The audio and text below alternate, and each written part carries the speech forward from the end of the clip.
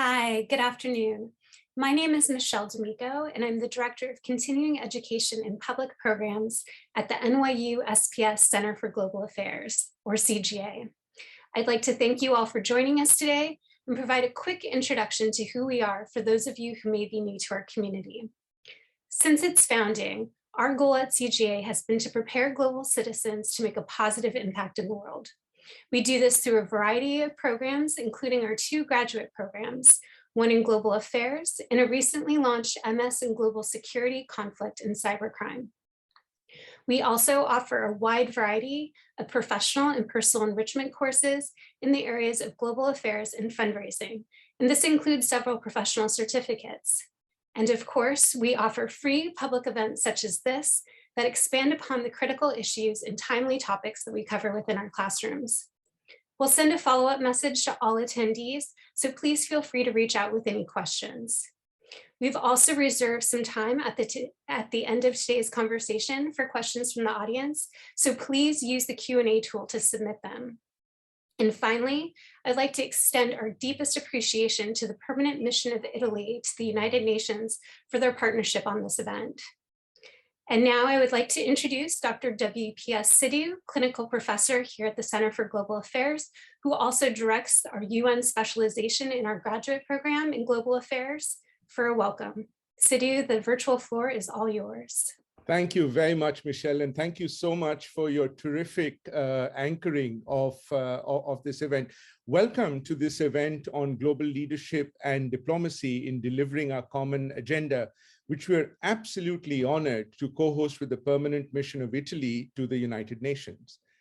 Speaking in 1954, Dag Hammarskjöld, then the Secretary General, reminded the world that the United Nations was not created in order to bring us to heaven, but in order to save us from hell. Today, as the UN enters its 76th year amidst a global pandemic, an alarming climate crisis, and renewed geopolitical contestation, the perceptible march to the gates of hell appears inevitable. Indeed, the role of the UN as an arena, agenda, and actor is stymied. So how can the UN use these crises to revive? On the eve of the UN's 75th anniversary, instead of a traditional celebration, Secretary General Antonio Guterres launched the UN 75 survey, an ambitious exercise to listen directly from we the peoples. The UN 75 survey, the biggest of its kind, the accompanying dialogues, and the 3 reports deliberated by the UN General Assembly inspired and informed the Secretary General's seminal Our Common Agenda report that we're going to discuss today. Though in the tradition of Boutros Boutros-Ghali's and Agenda for Peace and Kofi Annan's We the People's reports, the latest report, which is only the 3rd by a Secretary General since the end of the Cold War, is far more significant. It is both aspirational and operational, with scores of initiatives listed. The UN initiative at NYU's Center for Global Affairs, which I have the privilege of directing, is also committed to making the UN fit for purpose for the 21st century through pedagogy, policy research, and practicums. Given these common objectives, we were honored to partner with the UN 75th Anniversary Office to both provide data analysis for the UN 75 survey and also co-host several UN 75 dialogues in cooperation with a group of women leaders.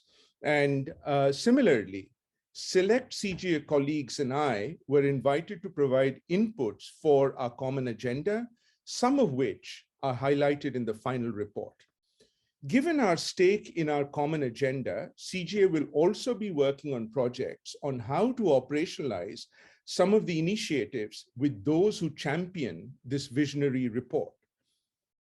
For today's event, then, we are absolutely delighted to welcome another strong champion of the Our Common Agenda report and our co-host, His Excellency Ambassador Maurizio Massari, the permanent representative of Italy to the UN. Ambassador Massari has had a long and very distinguished diplomatic career, serving in Moscow, Washington, Belgrade, Cairo, and most recently as Italy's permanent representative to the European Union in Brussels. Ambassador Massari is truly a scholar diplomat. In Washington, he was responsible for the embassy's relationship with US think tanks and universities, something which I hope and I'm sure he will continue in his present position in New York as well. In addition, he has also published several articles and essays on global affairs, including notable books in Italian on political reforms under Gorbachev and on post-communist Russia. May I invite Ambassador Massari then to make his opening remarks. Ambassador Massari, over to you. Thank you very much, dear Professor Sidhu, distinguished briefers and guests and dear students. Let me, at the very beginning, to express my my thanks to the NYW for co-hosting with the Mission of Italy this important event. It's a pleasure to address this audience and in one of the most prestigious academic institutions in the world. The topic today is our common agenda, and the focus of our conversation, I think, should be on the vowel O, which stands for our. Because the problems highlighted in our common agenda presented by Secretary General Guterres, those problems are common and they concern all of us, our problems. The pandemic has certainly changed our lives and exposed our common vulnerability. COVID-19, we are facing now in many countries the fourth wave, might not be an isolated phenomenon, but on the contrary, we might have entered in an era of pandemics. Also, we should not forget the compelling and dramatic reality of climate change, which, if not addressed properly, will soon make the planet uninhabitable. Plus the speed and pervasiveness of digitalization and the fourth industrial revolution, the ever-increasing activities in outer space, demography, and increasing divide between the north and the south of the world. These global challenges require global solutions and efforts in cooperation among member states, international institutions, stakeholders, private sector, experts, young people, civil society, and so on. To address these common challenges, multilateralism and cooperation are no longer a choice, but a necessity. Those challenges are also strictly linked to the 2030 agenda and the SDGs. When I say we have global challenges which requires common efforts, this does not mean that differences and geopolitical competition between states or different political, constitutional, and normative systems will disappear, will go away. No, these differences are here to stay. Regional crises and conflicts will continue for obviously geopolitical reasons and competition, but definitely they will be exacerbated by the global issues that are there and that I shortly described earlier on, such as climate change. And you know, the nexus between climate change and security is one of these examples. So I would say that despite differences in competition among member states, cooperation on the global commons has become a necessity for all. That without it, without such cooperation, we all, the powerful and the less powerful, the rich and the poor, will find ourselves in a lose-lose situation. Let me give you some examples. Can we be safe if there is no vaccination for all? Certainly not. So far, only 7% of the population in Africa have received the COVID vaccine. We are talking about just less than 80 million people fully vaccinated out of a total of more than 4 billion people in the world which received at least one dose. Expanding vaccine access and distribution in the global south is therefore crucial to achieve the 40% target everywhere by 2021 and 70% by June 2022, as set by the WHO and also mentioned in the G20 Leaders Declaration of Rome. The good news here is that multilateral tools we developed and financed are working, and they need to be certainly scaled up. The COVAX facility is undergoing the biggest equitable distribution of vaccines in the history of humanity. COVAX has delivered, as of today, 507 million vaccines in 144 countries. All governments must continue to invest in COVAX and scale up access and distribution, but still a lot of work needs to be done. I give you another example. Can we be safe if, which is related, of course, more to the climate change? Can we be safe if the world loses 24 billion tons of fertile soil annually due to the dry land degradation, with significant negative impacts on food production and economic activity? And by 2025, 2/3 of the world will be living under water-stressed conditions, with 1.8 billion people experiencing absolute water scarcity? Certainly not. So this to stress once again that a better coordinated, networked and multi-stakeholders, result-oriented multilateralism is essential today more than ever to address our common challenges. The common agenda, our common agenda, proposes valuable inputs and recommendations on how to shape this renewed effective multilateralism, and we stand ready to support this approach. Our common agenda provides a good and compelling analysis about our problems and possible way forwards.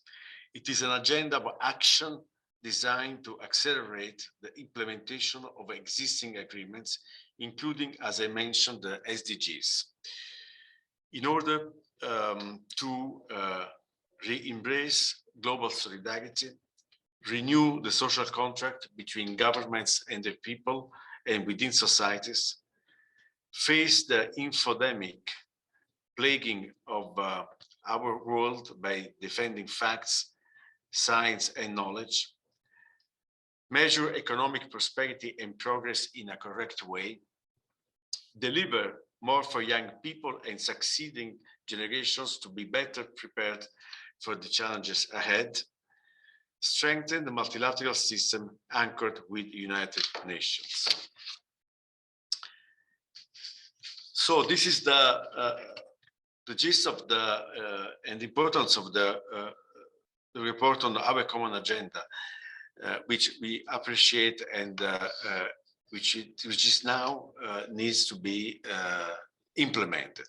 It's now about implementation. And there are two dimensions, in my view, two main dimensions of this implementation. One is the governance, how to improve the system of international and global governance with the common, with institutions that work properly and a common set of rules and principles. The second dimension of implementation has to do with resources which are needed to implement this agenda. This agenda is costly in economic terms. We need an effective combination of governments and private resources. In addressing these two dimensions, there is a central role to be played by the United Nations. Also in securing the implementation through an inclusive and multi-stakeholders process. Eventually, a key factor, however, will be the role of member states, of course, the awareness of member states, their sense of responsibility. This responsibility lies primarily with the major economies, the major countries, I would say with the G20 countries. This year, Italy, as you know, as a president of the G20, has played a central role in promoting global cooperation and especially in the areas of health, climate change, and we also in the food security and nutrition. And we achieved for this year some important results that I would like shortly to remind here. We facilitated the G20 consensus on the global taxation agreement, which will include a minimum taxation threshold and a fair distribution of tax revenues at the global level. We agreed also to the extraordinary allocation of $650 billion of special drawing rights by the IMF and to the voluntary reallocation of resources to the most vulnerable countries. We committed to accelerate the global vaccination and further financing of the COVAX facility, etc., etc. I have a long list of things, but just to give you an example of how we try to use the G20 to push forward this multilateral agenda. And without being very frank with you, the results achieved this year with the G20 presidency, then with the COP26, by the way, Italy was also co-sponsor of the COP26 with the UK. These results are all important steps, but certainly they are not enough. And just touching upon COP26 in Glasgow, definitely it was a step forward in our ambitions on climate change, but by and large, it fell short of our ambition on both counts, rules and principles, and finance and resources. So the scale of the needs for a game changer on climate challenges is much bigger. The scale is much bigger. So let me conclude my remarks. I will say that after 1 year of hectic and relevant diplomacy with the publication of our common agenda, the G20, the COP26, we made some steps forwards, but honestly, the jury is still out on whether to use the expression of the Secretary General Guterres, on whether it will be breakdown or breakthrough.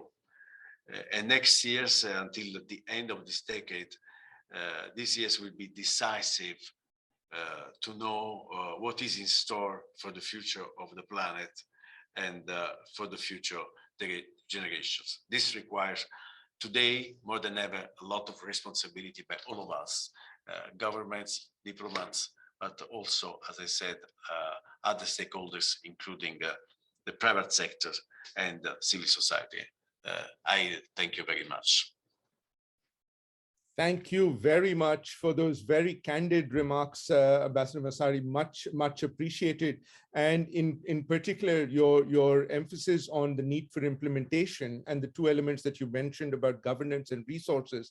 I might add a third one that you have in fact manifested, and that is leadership.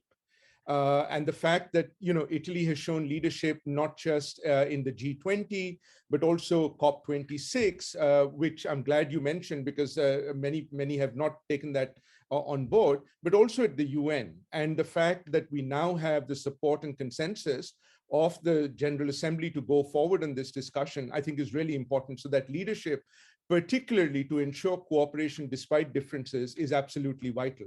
This, of course, brings me to the topic of today's discussion, global leadership and diplomacy in delivering our common agenda, and gives me great pleasure to introduce our moderator for today, Sarmad Khan, who is a non-resident senior fellow at NYU Center for Global Affairs and a board director for the Academic Council on the United Nations System.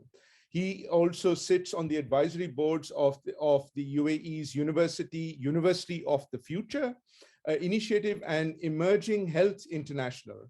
Sarmad has held several senior positions in the United Nations, most recently in the UAE as the head of the UN Regional Coordinator Office, Senior Advisor on Planning and Partnership, and Special Advisor on the UN's engagement in Expo 2020, Dubai.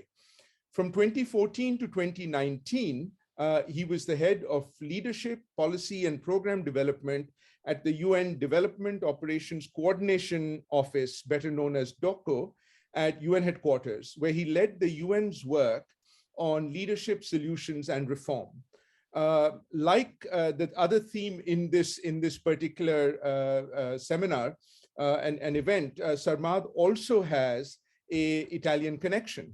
Not only is he present and speaking from Italy and joining us from Italy, but he also worked with the UN System Staff College in Turin as an instructor and coordinator of its flagship UN leadership program, training senior and emerging leaders across the UN system. So Sarmad, thank you very much for putting this terrific panel together, and I turn it over to you to introduce our stellar panel and moderate what's promising to be a very lively discussion. Over to you. Thank you very much, Sidhu, for that introduction, and greetings to all. It's my great pleasure to introduce, and if I may ask our panelists to step onto the stage, and I will begin with Mr. Volker Turk, Assistant Secretary General for Strategic Coordination in the Executive Office of the Secretary General. Mr. Turk was also previously Assistant High Commissioner for UNHCR for Protection. Volker, welcome, delighted to have you with us. Next, Ms. Nesreen El-Sayem, climate activist, a Sudanese climate activist and chair of the UN Secretary General's Youth Advisory Group on Climate Change. Welcome, Nesreen. And Ms. Hannah Al-Hashimi, she's co-author of the book, The Future of Diplomacy After COVID-19, and is currently the head of office for the UAE Special Envoy for Climate Change. Welcome all panelists. Looking forward to our exchange with you and to a rich discussion around this topic. Before we proceed any further, for those of you listening in, I really want to encourage to make this conversation as interactive as possible. So we'll be having a moment in the program after we generate a discussion with our panelists to hear from you and your questions. So please put your questions in the chat and I will try to get to it. We really want to hear from you and we really want to hear from the students. So in the box, indicate your major of study, the name of the panelist you want to address your question to, and of course, your question. And we're delighted also to have Ambassador Massari engage in the Q&A. So please, if you have questions for him as well, do not hesitate to put them forward. Now it gives me great pleasure to introduce our keynote remarks from His Excellency, Mr. Abdullah Shahid, President of the 76th session of the United Nations General Assembly, in a pre-recorded address for this event. And our colleague Michelle has put that up, so we'll have those remarks. Ladies and gentlemen, thank you for inviting me to speak.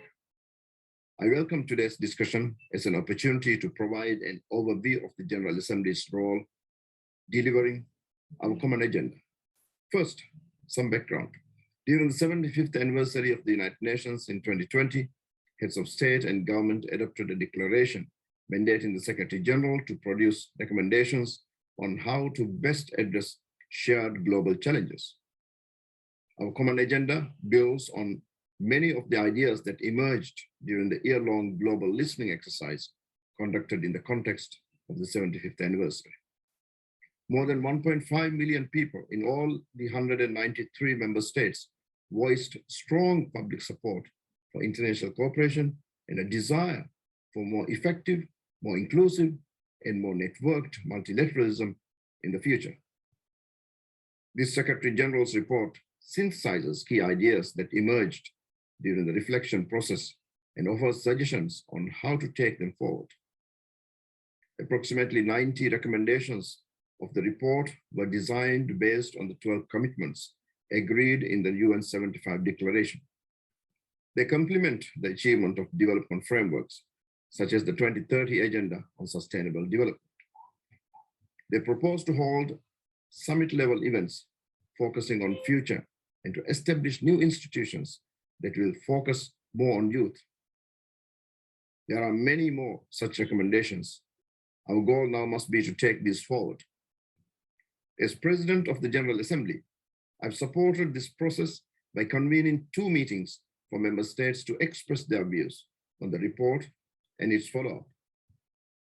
As of 15th November, member states have agreed on a consensus resolution to begin the follow-up process. This resolution calls on me as the President of the General Assembly to hold consultations with member states on the proposals, options, and potential means of implementation of this important document. My view is that we can only deliver on the report's ambitious proposals if the General Assembly works in unison to achieve them. Dear friends, I remain optimistic that the shared solutions which exist for the common challenges is achievable. We need to learn from the experiences, technologies, and know-how of our global community to achieve a common goal for our people and our planet. Our welfare now depends on us working effectively together across borders and sectors. Through a presidency of hope that focuses on delivering for the people, planet, and prosperity, be assured that I remain committed to the success of our common agenda. I thank you. Great. Our thanks to His Excellency Shahid for those remarks. Regrettably, he was not able to be with us today, but those much appreciated, and learning and understanding what the General Assembly is doing under his leadership to continue the consultative process around implementing this, our common agenda. Let's get right into the discussion with the panelists. Volker, if I may begin with you.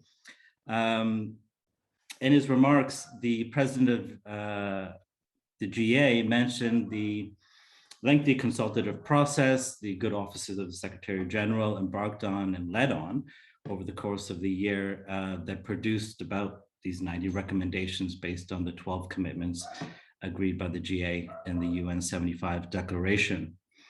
The message seems clear that our common agenda must be a starting point for ideas and initiatives to build on these achievements.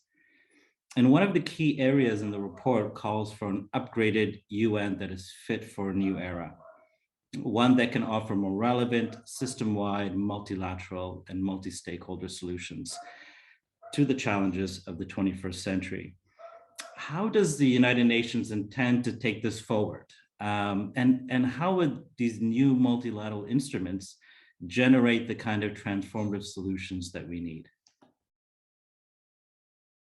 Well, thank you very much, Samad, and also great to have this chance to engage during this event at NYU. I mean, I think it's great that, and I've seen already in some of the Q&A that there's great interest among students on this topic, which is very, very important and very good. Look, two things. We had an incredibly inclusive participatory approach. I think Professor Sido has mentioned it already. In the UN 75 year, there was an all-out effort to listen to as many voices as possible. And we had an incredible engagement.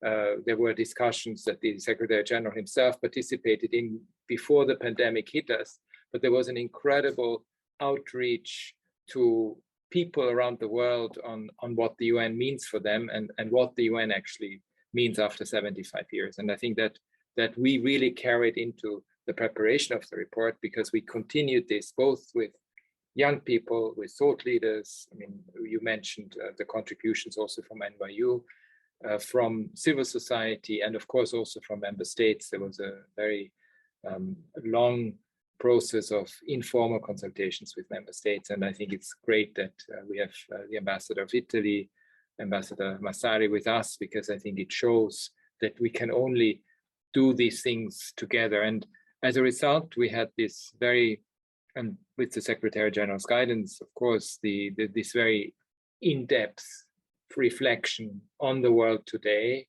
with the stark choice before us, and with a number of recommendations that would respond to it. And some of these recommendations go clearly to how to ensure long-termism. Because if you look at current governance arrangements, they're all short-term. They depend on electoral cycles. They are, in a way, subjected to the vagaries of politics, and they are often very short-term. There is no dimension in it that makes sure that some of the long-term commitments that the world and the planet and that humanity needs, that they are actually part and parcel of policymaking, apart from legislative initiative. So I think this short-termism, very long-termism is a very clear outcome also of very early lessons learned from COVID, because we will need to be much better prepared for bigger challenges, for bigger threats, but also for bigger opportunities. And they go to the heart of climate action, they go to the heart of biodiversity, they go to the heart of peace and security, they go to the heart of the social contract and the human rights dimension in all the work that we need to do and that we're doing. So when it comes to the system itself, to the UN system, not to the member state side, not to the intergovernmental side, which is of course also extremely important, when it comes to the UN system itself, we have really asked ourselves, what is it that we as UN need to do to the world in order to make sure that we are there as the provider of information, of data, of analysis, where then policy decisions can be done. And of course, these policy decisions will have to be worked through either at the national level through governments or at the international level to the diplomatic multilateral processes that we have.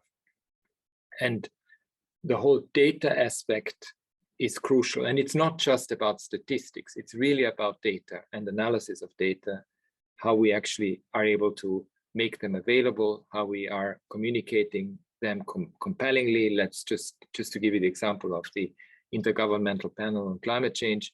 I mean, there we knew that was so important, and how can we give voice to science and academia in the research that you are all doing, because you have the opportunity to step back and look at the world and provide that perspective, and really the UN needs to capture this, and that's part, if you like, also of the transformation within the UN, both when it comes to data, but also when it comes to strategic foresight. Because if you look at pandemic preparedness, we can only do it if we sharpen our tools on strategic foresight, on analysis, on innovation. And we have to constantly ask ourselves, how can we do our job much better so that we deliver to the people of the world, which means innovation comes in as an extremely important aspect. Plus, how do we drive change and transformation in the world because of the analysis on which that we have. And and how do we use also the follow-up to the Common Agenda report as a vehicle to achieve that transformation that we all know is so much needed on the socioeconomic front, implementation of the Sustainable Development Goals, to make sure that we are not losing sight of the extremely important goal of the 1.5 when it comes to the reduction of emissions, that the global warming doesn't go beyond 1.5,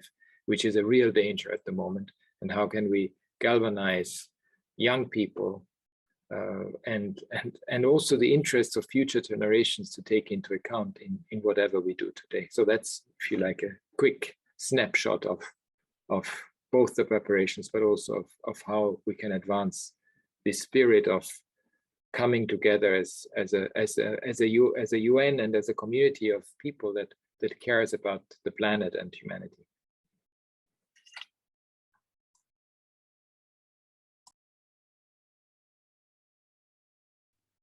Thank you, Volker. The groundwork is already there and has been there for some time, particularly around. There's a solid foundation around tackling global and complex problems and pursuing ambitious results through the kind of collective action that's required and laid out in the Common Agenda. And as you said, about these diverse expertise, the knowledge, the ideas, the data to inform decision-making into the future, as well as the resources across all segments of society that Ambassador Massari mentioned, really all working together for that common cause, despite at times being led by different motivations, but at least the common goal to achieve the kind of results and ambitions of that agenda. That takes me to Nasreen.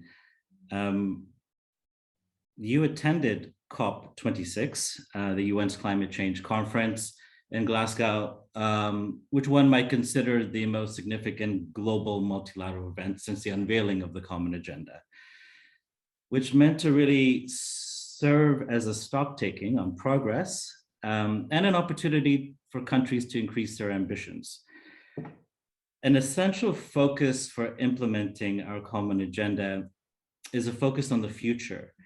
And as Volker pointed out, is really that thin blue line going through the Common Agenda and then deepening that solidarity with the world's young people and the future generations. And the future we're creating fulfills all matters of fundamental interest to ensuring prosperity for people and planet. Now, we've seen in global youth movements that in any given matter, young people have the power to cause what happens. What more needs to be done to ensure that young people remain a cause in the matter? And what would your message be to those young people listening today? Yes, thank you very much. As my co-panelist mentioned earlier, I'm very glad and honored to be among this very significant panel today. And thank you for NYU for having me again after almost 20 years. And of course, many thanks to the Italian permanent mission to the UN. But I think Ambassador forgot to mention one important event hosted by Italy also, which was the Youth for Climate event in Milan. And it was one of the very big anchors for the youth movement in order to deliver their demands, but also their ideas and initiatives in a very practical way to the head of states and the different leaders. And it was a very significant event. I was honored also to co-chair one of the thematic areas that the conference spoke about.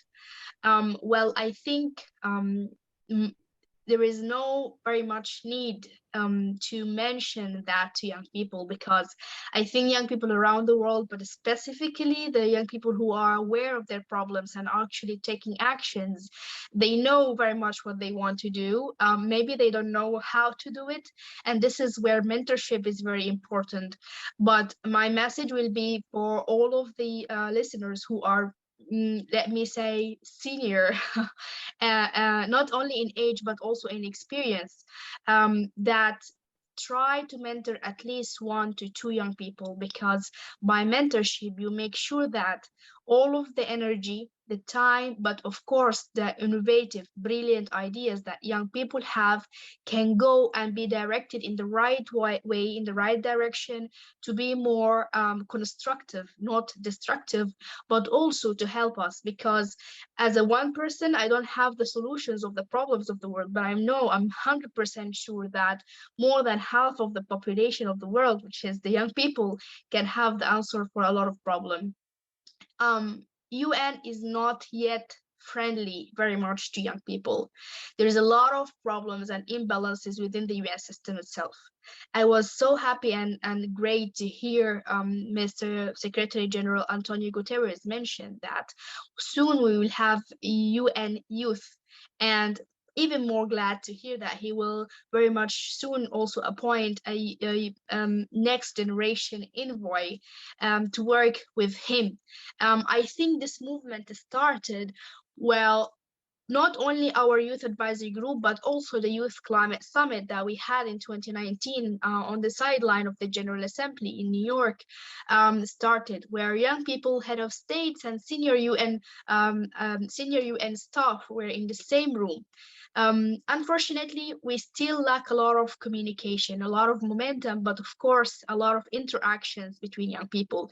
There's a lot of perceptions in the young people's mind, ideas, and of course, media are sometimes helping in shaping these perceptions. And sometimes these perceptions is unfortunately true. But sometimes also these perceptions are wrong and built on only prejudged ideas. Sometimes it's just miscommunication between the world leaders, the governments, and young people.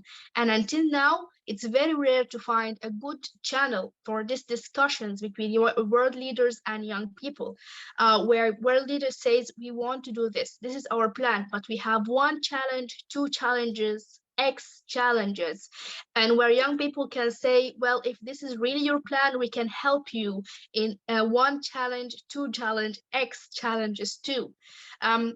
Finding this room of 2 ways interaction ideas, of back and forth discussion between young people in the world and the world leaders is the key and the essential way. In a lot of situations, in many countries I have visited, I noticed that world leaders are normally normal politicians, people, or even just neutral people. They get elected, but because of the bureaucracy of the governments, normally they get distracted, but not only that, but also disattached from the population. And this gap between the world leaders, policymakers in the countries, and the public young people also made a lot of problems. And we are trying to solve this. We are trying to find more ways to have more dialogue, nature discussions between these world leaders and young people. My final message is going to be make UN more friendly to young people, because young people are not only the future, they are the present also. Numbers say so, facts say so, science also says so. So we really need to make it that way. Thank you very much, and I'll come back again.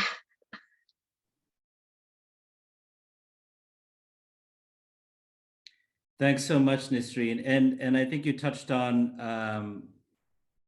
an important point that Volker also raised about long-termism and the capability to not only form but sustain these powerful coalitions amongst young people, but also the decision makers, to have that exchange that will drive that systemic change that's essential, particularly in translating promises into action.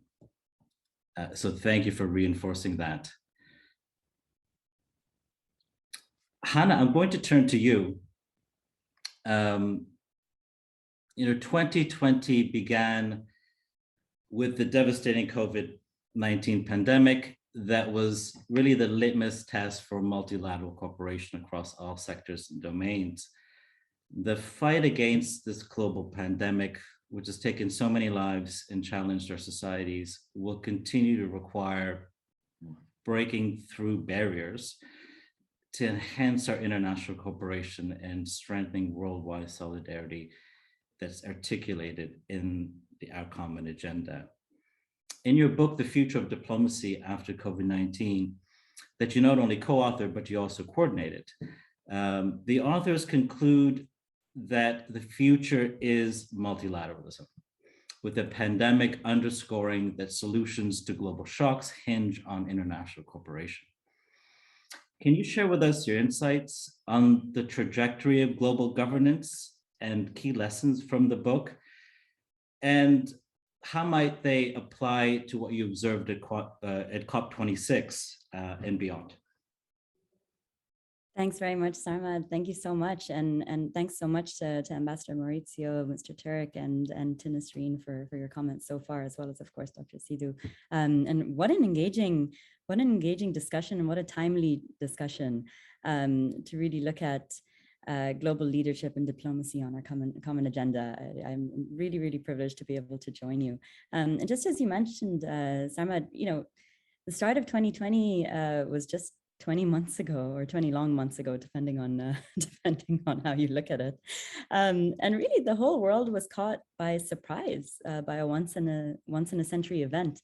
Even though pandemics are something that are well known and they're well documented as risks to humanity, we're unprepared by both its velocity and its veracity. But the COVID pandemic also hit the world in the middle of crisis of multilateralism. And I think this is something also covered in the Secretary General's report, where really it proved to be a great amplifier of existing trends and questions as to whether we were really delivering on the agendas that we set forward as the global community. There's a recognition of course, the need to address the global trust deficit, but this was, of course, further devastated by misinformation, growing inequalities, perceived failures of governments to deliver on promises, which has been covered already by previous colleagues. And though that spirit is palpable on this panel, I think it's very exciting to be able to also talk about the lessons learned for the human collective, and I'm very, very privileged to be able to continue that discussion also with the audience.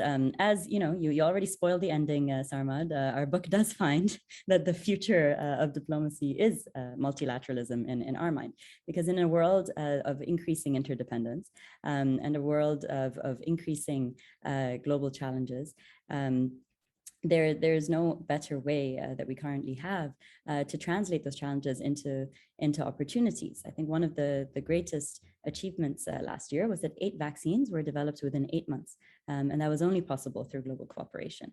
But really, the key lesson that we're touching on today is that for multilateralism to thrive, multilateral frameworks need to start adapting to change as well, so that the services remain impactful, so that they remain relevant for their constituents, which are the people.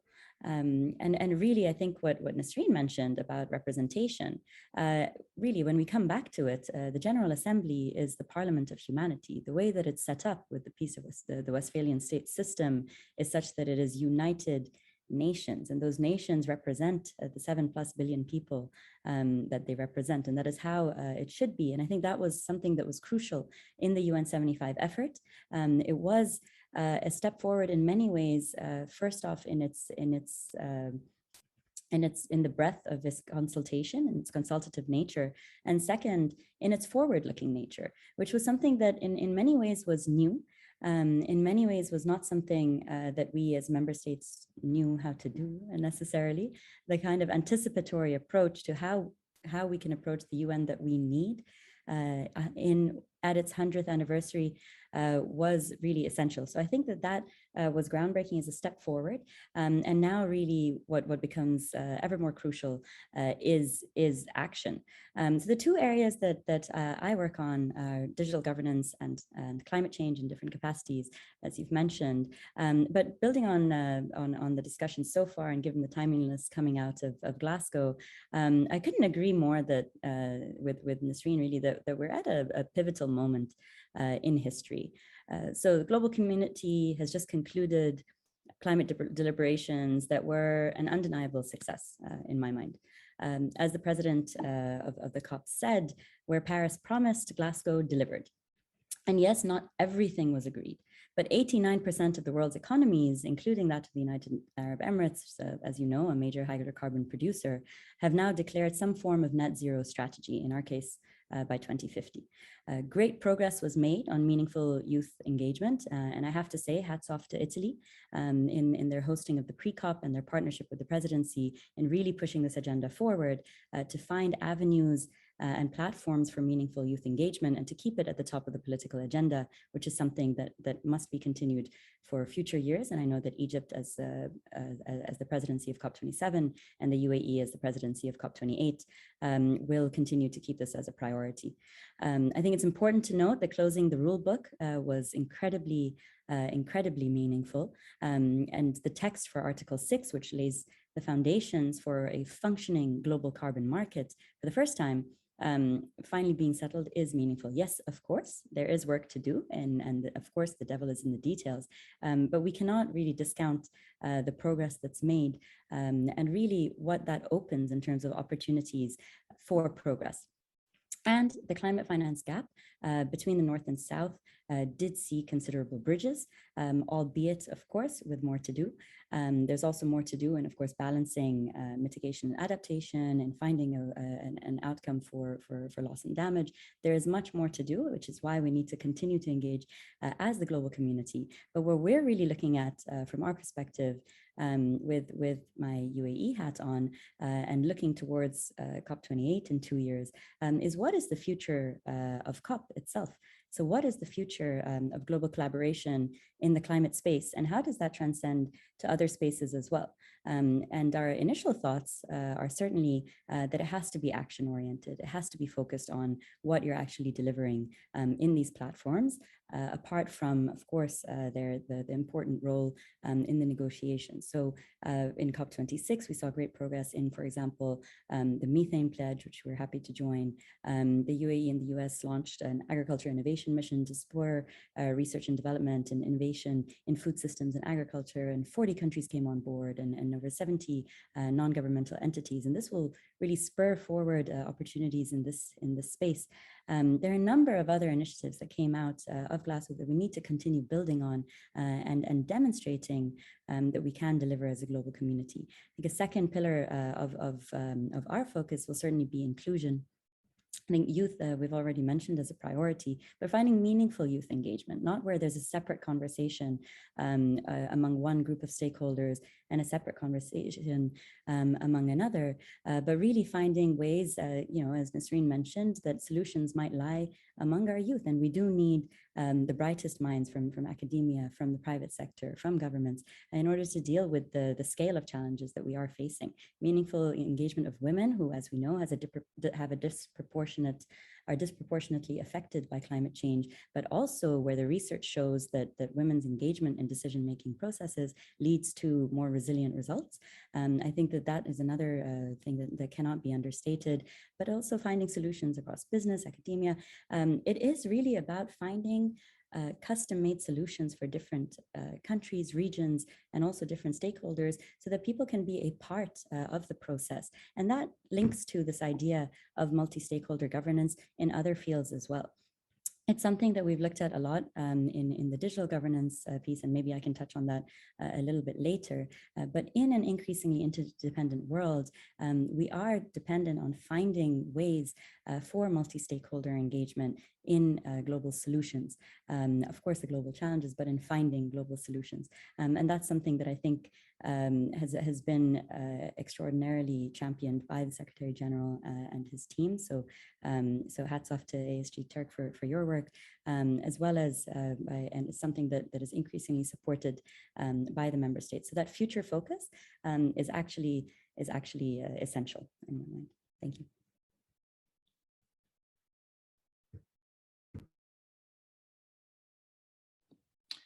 Thanks so much, Hannah.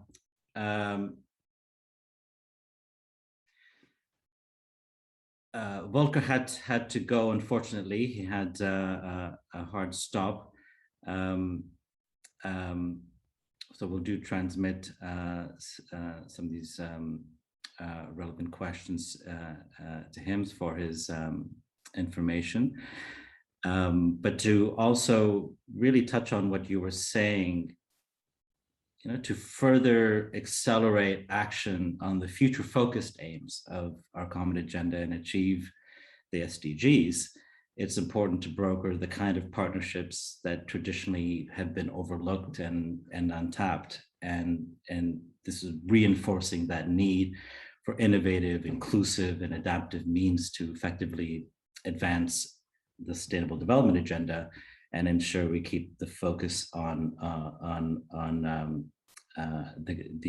the kind of collaborative spaces that are generated to be more inclusive and more action-oriented. Now, I'd like to open up the floor to questions from the participants and the viewers and those who've joined us today.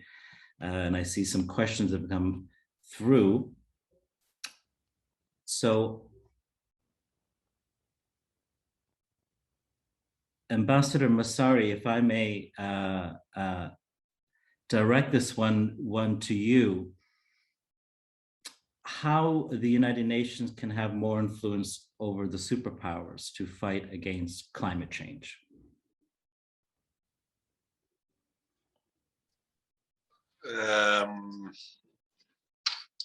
Thank you for these questions. It's a difficult one, I have to say, because the United Nations, in a way, are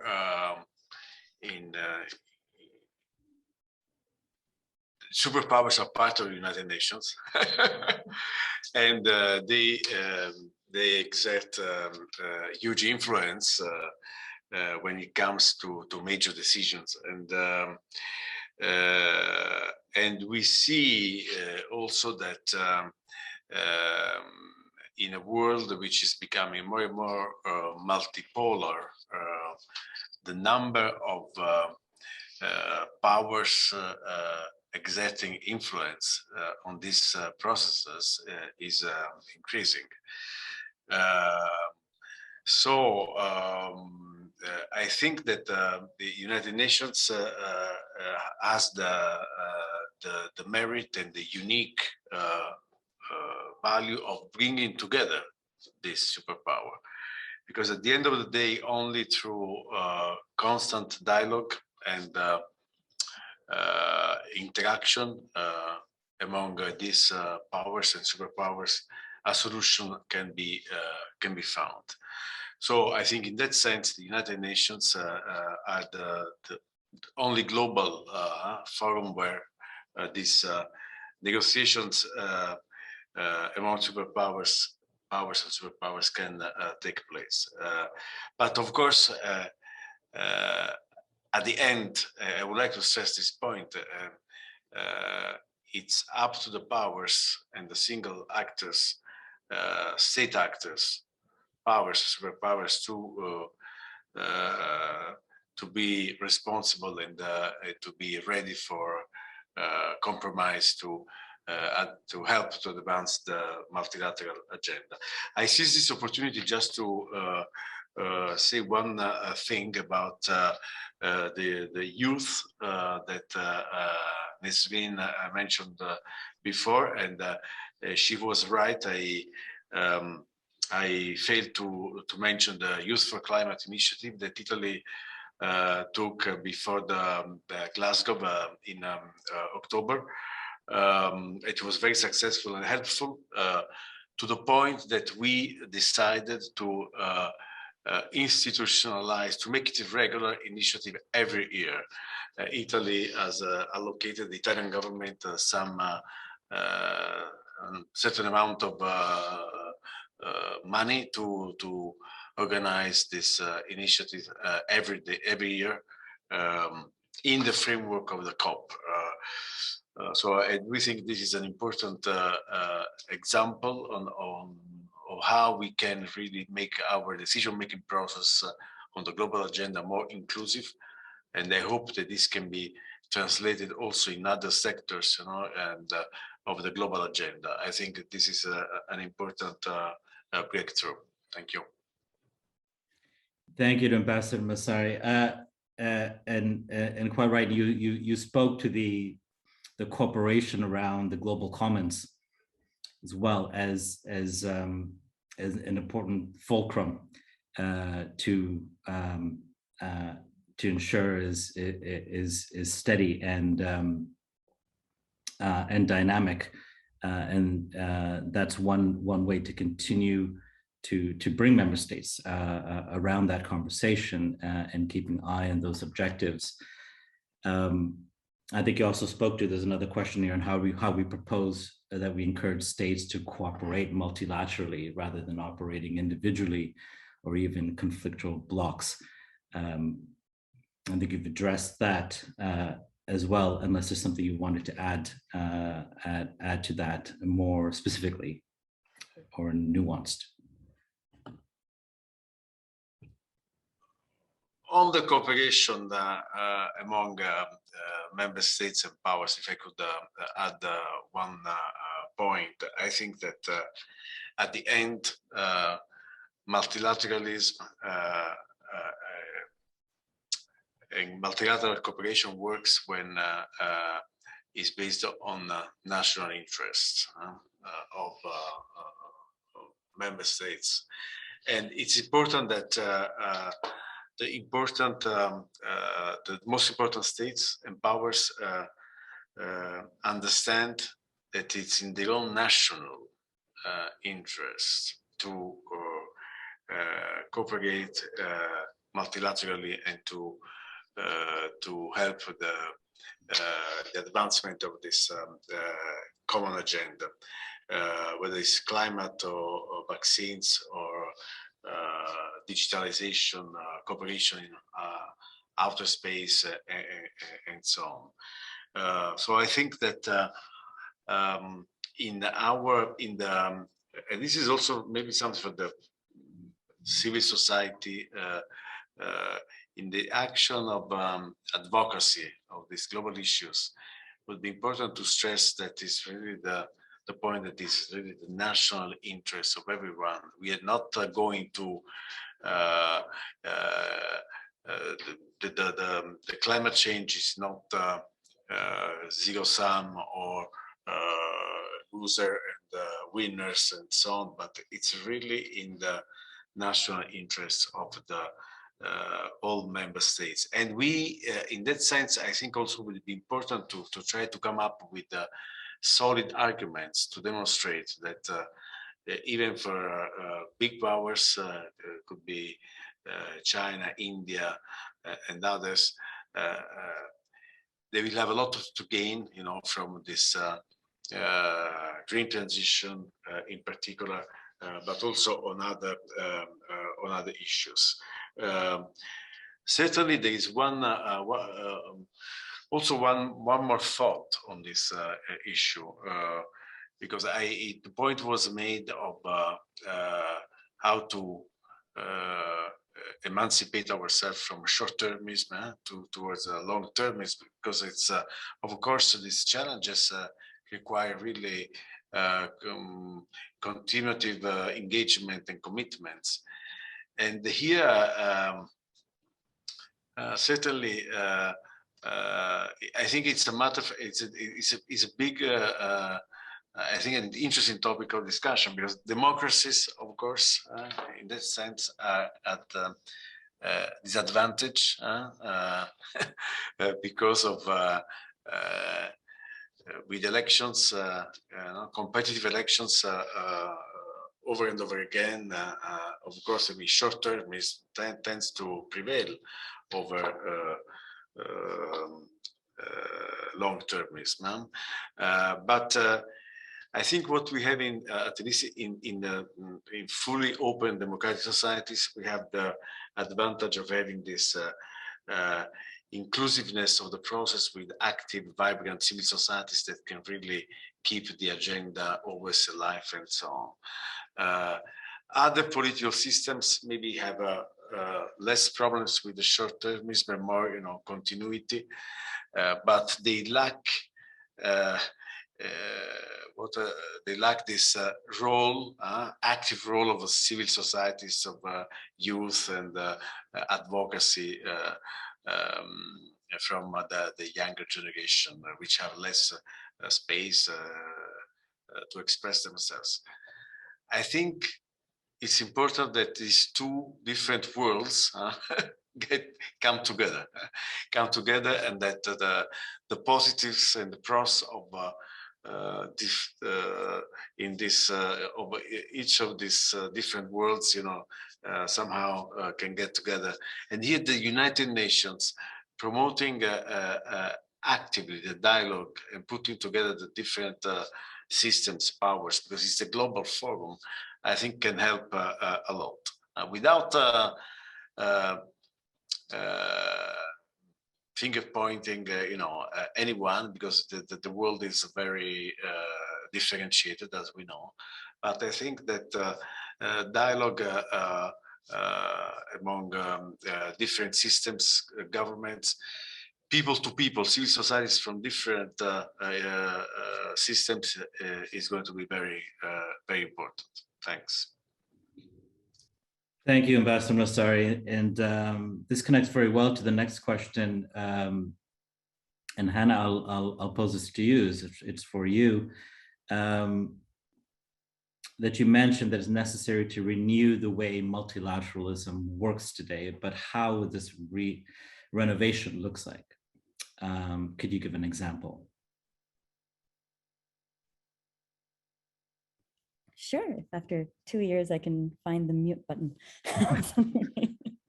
Most used sentence. 2 years, I'll remember to mute my. Thank you very much.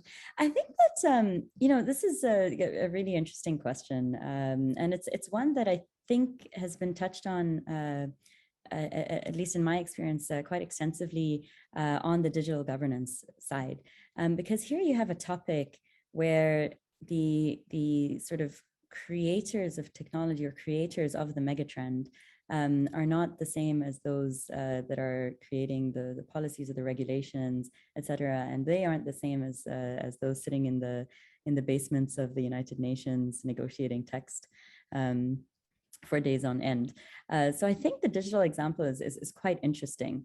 And it's interesting because it's something that we've all experienced transform over the last couple of years. So through the pandemic, we'll to take a bit of a tangent, we've seen digital technology have transformative impacts.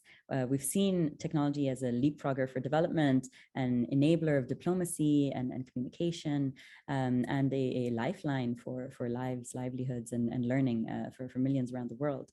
But we also saw that COVID was kind of a great amplifier, and it demonstrated sort of some of the shortfalls in the multilateral system.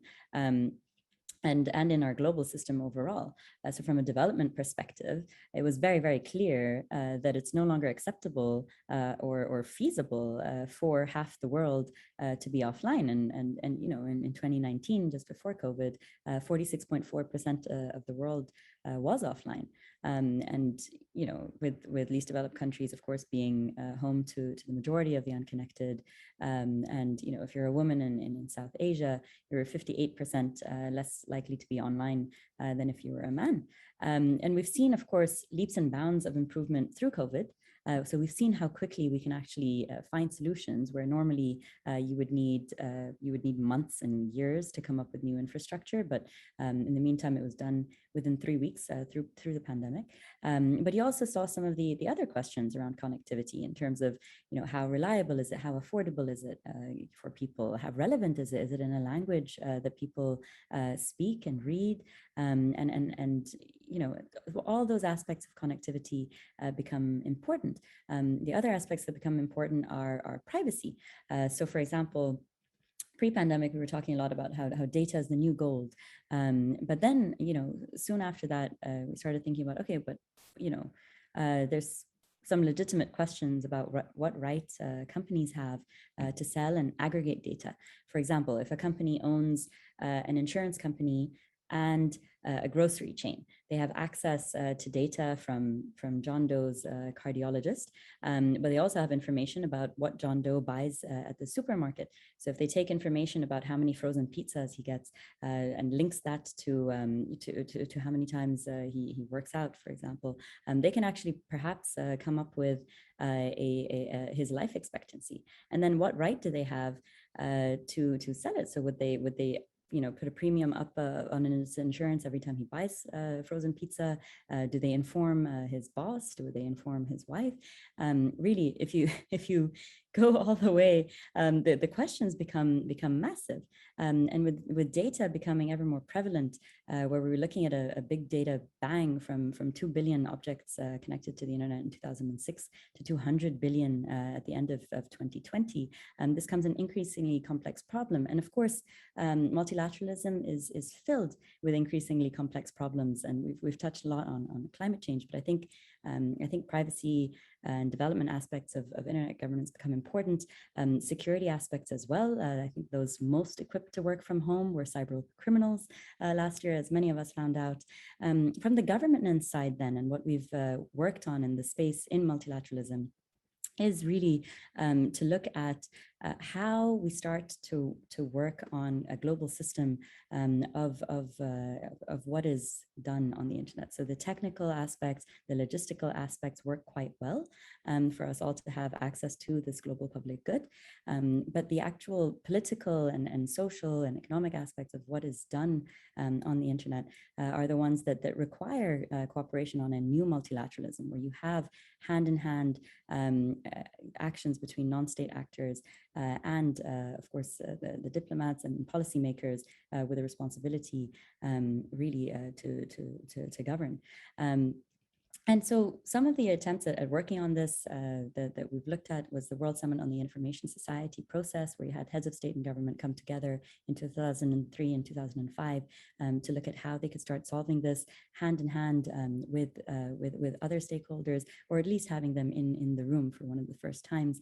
Then looking at kind of a review in 2015, where the conversation became even more heated on, well, how can they have an increasingly and more meaningful role in this UN system, which is, of course, designed for state-to-state interaction.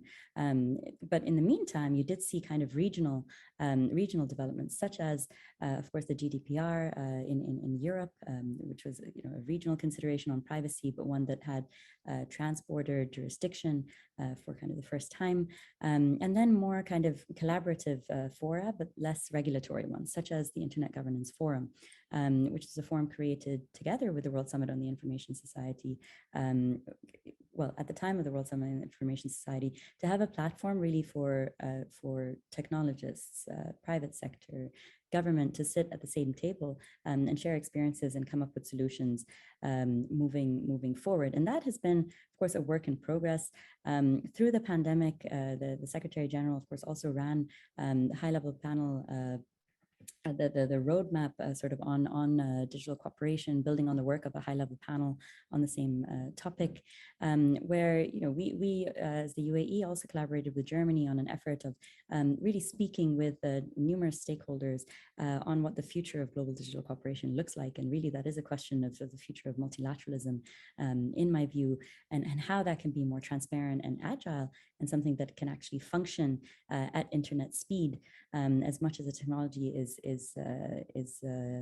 developing. And one of the ideas really that came up is, well, we need to build on existing platforms like the Internet Governance Forum, like other platforms within the UN and beyond, but also look for more provisions to support inclusion and meet development needs. So this continues to be a work in progress, but coming up with principles like the requirement to have developing countries on the table, hand in hand with others, to have really, youth have a clear voice, and to find ways of working collaboratively can work really well. And I think one of the ideas that developed that was quite interesting is having networks to come up with solutions and have those networks come up with kind of voluntary solutions that can then and if they work, then they're shared as a good practice across other networks, and they spread that way almost organically.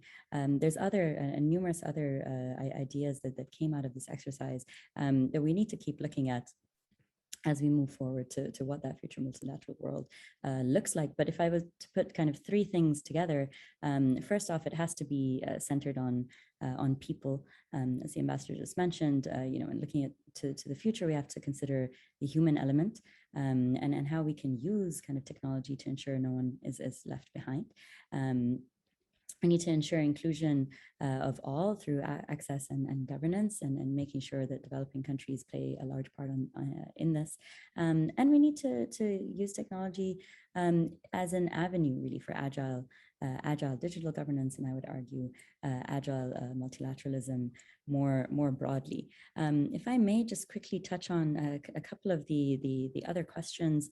I think that to Christopher's question on civil society and the 75th anniversary, yes, the UN is created with the 193 member states at heart. However, I think that engagement of civil society is something that all of us have touched on in terms of there are different platforms in which they are engaged. I don't think it's a conceptual disconnect, but I do think it's something that we can continue to look at new models to improve on and to benefit from. I think the appointment of envoys, the appointment of special representatives, and the appointment of major groups in certain processes works well. But of course, that's something that we can keep working on. And on the topic of reform, I think this is an interesting one because actually there are a couple of reform processes, as you all know, that are continuous. One is, of course, the Security Council reform process. The other one is the General Assembly reform process. And I think that the important thing here is that the journey is as important as the destination. I don't think we will ever reach a place where you have a perfect system because the challenges that the system is addressing are increasingly complex. And so what we are looking at, though, is ensuring that we are continuously trying to improve and to adapt and to be agile in the face of challenges that are continuously. So it's a moving target in many ways. So of course, there is, of course, more that can be done. But I do want to be mindful that this is always going to be a work in progress, but it's one that we need to make sure is more inclusive. Thank you. Thank you so much, Hannah. Nasreen, I want to come to you and just kind of continuing on the topic of meaningful participation. And there's a question here on engagement of youth and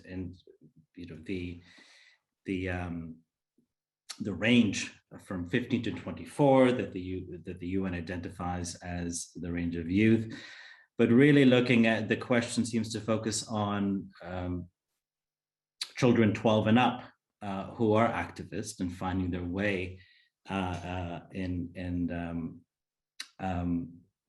raising their voice and their ideas, and how they can be acknowledged and facilitated in a space to include them. And this, I think, might connect to what you were also talking about, mentorship, but also sponsorship, and giving them youth that opportunity to be heard and removing certain barriers. But love to have your thoughts on that. Yeah. So first of all, before I start answering this question, I really want to thank Hannah because her intervention was like a roller coaster, taking us up, then down, then up, then down. I laughed a lot, and I have some reflections on that, especially when it comes to access to internet and access to personal data and expecting life and pattern and so on. And it very much reminded me of the movie of Ant-Man, when they decided to bring an ant and then put the tracking device on the ant, and then make the ant actually copy the lifestyle of the Ant-Man because they wanted to save the rest of the movie. Anyway, it's really important to segregate between the necessary access to data and the voluntary access to data and the dangerous level of access to data. And I think this is one of the reasons why online negotiations was not a very much preferred option by many parties. But of course, the issues that are related to internet, to technology, to have devices in the first place. I also remember that Hannah mentioned that most people who are equipped are the cyber crimes, and I like this comment because even myself, many times I was thinking, what can I do more to actually get enough income to maybe change the devices that I'm using, because it started giving me a really hard time, and get more devices and better equipment so I can use it in such Zooms or webinars or any kind of internet connection. And I'm telling you, searching in Google alone tells me that cybercrime is one of the most profitable, unfortunately, ways of life. And this is something we all need to highlight, that the good people, the people who are actually putting enough effort to make this world a better place, deserve a better access, not only to technology, to informations, but also to electricity and so on. And this brings me to the different inequalities that different countries, different population have. For example, when it comes to vaccines, I know that there's a lot of people are talking about how many people did not get the vaccine, but very few people speak about why this population did not get vaccines. And I will give Sudan as an example. We were very lucky to be one of the first African countries to actually have access to vaccination, maybe because of the unique situation Sudan had at that time. And unfortunately, it was not access to vaccination the main problem why bigger population was not vaccinated. It was illiteracy of how important to get vaccine is, and a lot of rumors about what can vaccine actually do. Some people tell you that it will turn you into a zombie. Some people tell you that you will die after taking the vaccination, and unfortunately rumors have higher hand than the actual scientific facts that tells you that you have to have vaccination, otherwise you will be in a big danger of dying, of spreading the virus to your neighbors and so on. So sometimes COVID issue is more related to other inequalities like education, for example, because if you have an educated population, then you will not face this problem. It might also mean governance issue, because I know a lot of countries that force their workers and populations to have access to vaccination or have vaccines, otherwise you cannot go back to your work. And this is the rule of law, and this is the rule of good governance systems, for example. A lot of things, it's not only the COVID vaccination issue, there's a lot of things, a lot of inequalities are all simulated in one fact, that not enough population have access to vaccination or got their vaccinations. Maybe it's not an access problem. Going back to your representation question or the audience question on the age, for me, age is just number. I stopped increasing my age like 4 years ago. And it's not because I don't want to get old. I know I will. It's how life happens, but it's because I know that very small people in age, of course, can have huge impacts. I just want to remind ourselves of Malala. How old was Malala when she was shot by Taliban, and then she changed the whole narrative of girls' access to education? I want to give another example of Greta. Greta was only 16 when she was also where she inspired a lot of, let me say, European activists and influenced European governments to take actions. How old was many young people I know in Africa who started many youth movements to change a lot of things, not only climate change, but peace building issues, access to education issues, health issues, because unfortunately when you are an African, your problems are not only climate change, but access to any kind of services, peace building, because because of conflicts and gender issues, because we still have FGM, we still have child marriage, and hundreds of thousands of young people around the continent are working very hard, no matter how old are they, in actually making their communities better and living a better life. So for me, the age description within the UN is only related to how much access they can get. And by that, I mean people who are aged 15 to 24 are most likely to be still studying undergraduate studies. But people above that age are most likely also are doing postgraduate studies or something else, and the level of experience, it's only average. It's of course not the general case, but also the skills, the experience, the different take in from life on the age of 15 to the age of 24 is different, of course, than the people who are aged more than 24, and of course it's different than the people who are aged less than 15. I was 16 when I started my climate activism, but also my civil activism in Sudan against the dictatorship regime of al-Bashir, and I can tell you that my age was not a problem at that time. My age became a problem actually after that, because a lot of positions are preserved by perception for older generation, for older age. I can also tell you a very small example of something happened to me in COP26. I was speaking in a high-level session 2 days in a row. So I had a high-level session in the 1st of November with prime ministers and head of states, and I had another session on the 2nd of November. So in the first day, nothing happened. I was all good and stuff. But the second day, when I tried to enter the venue and enter the room where the high-level session said, the security guy said, well, this is a head of state level event and you are not likely be a speaker, so I cannot let you in. And then I had to show him my video of the previous day speaking with head of states and prime ministers.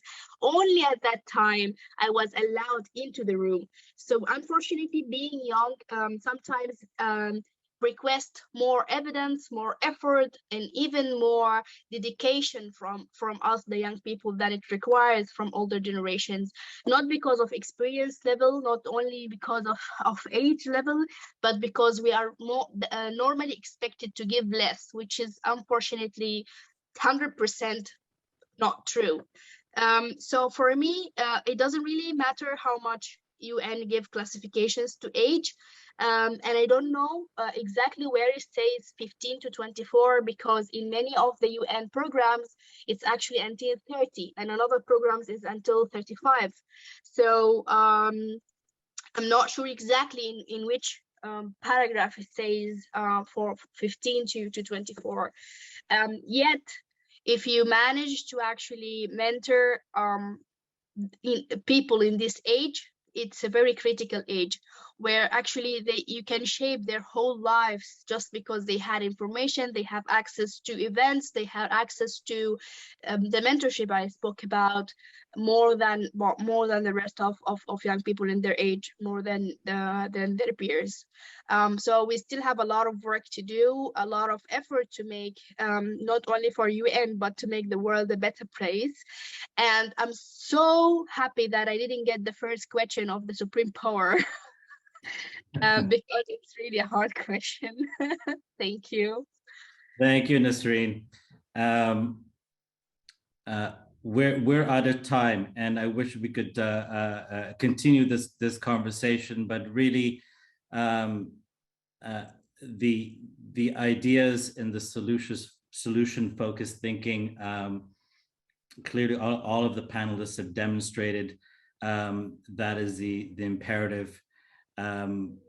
Just to quote Winston Churchill, don't argue the matter, the difficulties of the matter will argue themselves.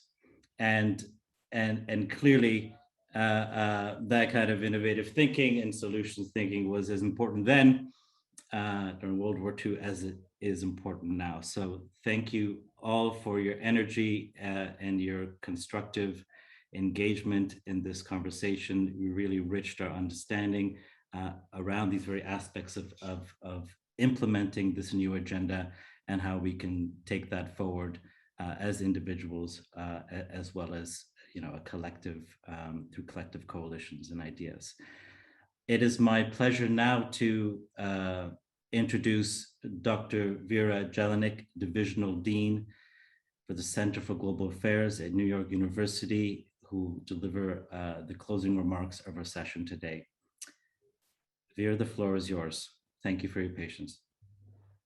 I'm not sure that I have the time. Michelle, you're on there. So I'm going to try to make it as brief, and those who know me know that I'm never brief, but you've heard enough about challenges today, global challenges, big one, but I also want you to know that closing remarks, which I have done very often in my 37 years at NYU, are also very difficult. And that is because everybody has made very significant, profound insights, and in more, shall we say, more eloquent language that I'm going to be sharing with you.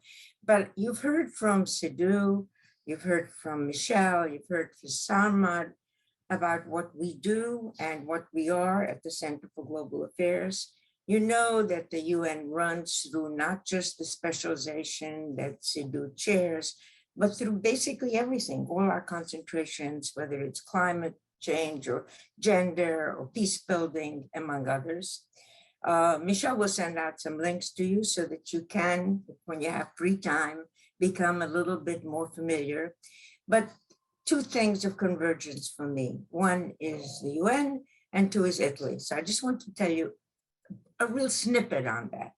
When I came to the United States as a youth after a big global war, as a refugee, the first paper I wrote when I didn't speak English, but I did write it, was about UNESCO.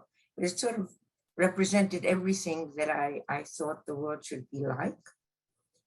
But then a little bit later than that, right? I received a fellowship to go and study global affairs in Bologna. It was the first year of my master's, and that was a real turning point for me. That was Italia. So bowing to you, Ambassador Masai. After that, it somehow pointed me to Italy and Italian foreign policy, which became the subject of my PhD dissertation, also 100 years ago.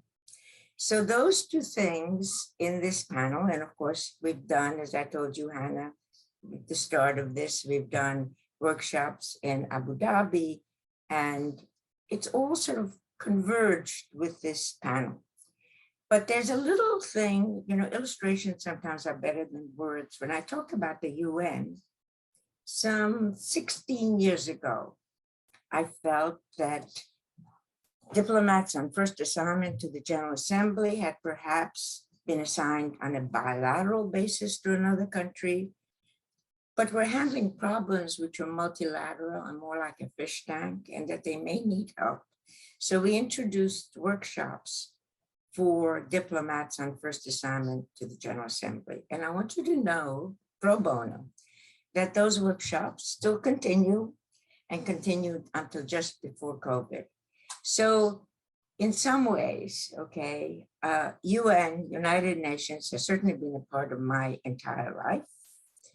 And Italy has also played a very, very prominent role. And so I thank the Italian mission to the UN for co-hosting this event. I want to thank all of you for your really unusual insights and different perspectives.